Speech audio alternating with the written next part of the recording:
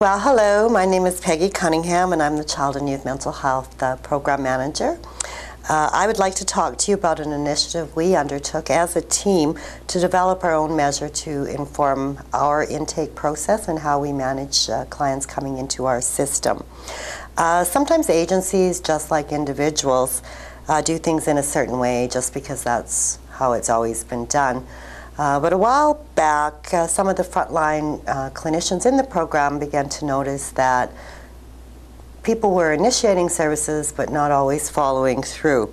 We began to think we needed more information about why people were initiating service and then not following through with the process. We had some ideas or hypotheses about why that might have been, but really had nothing concrete to base that on. So we decided to develop an indicator along with a measure that would provide us with the information in such a way that we could monitor if we made changes to our system, whether improvements were actually taking place. So our first step was to go back and count the total number of service requests, and then we compared those to the number of individuals who didn't follow through with services. And this provided an initial baseline so that we could understand what was happening in our intake process. What we found was that, to us, an astounding 27% of our people that were initiating services weren't following through. And we were now able to identify who those individuals were, and were able to then go back and gather information about how to contact them. So our next step was to create a survey and a standardized script so that anyone contacting those individuals would be asking the same questions in the same way. The script and survey weren't complicated, and they simply asked the client to identify why they hadn't followed through with services. So the options for not following through were firstly that services were no longer required, that they had received services elsewhere, that there was uncertainty or stigma around receiving mental health services, family members refusing to be involved.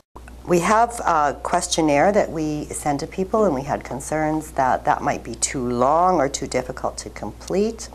And finally, that the request for services was actually initiated by a third party, and they weren't exactly sure what they were agreeing to that referral.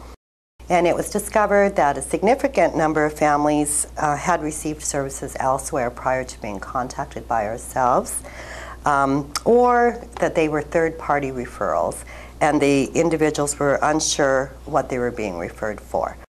With that information, we made some changes to our system. We figured out a way to assess risk at the very beginning, so those with the highest need would be seen first.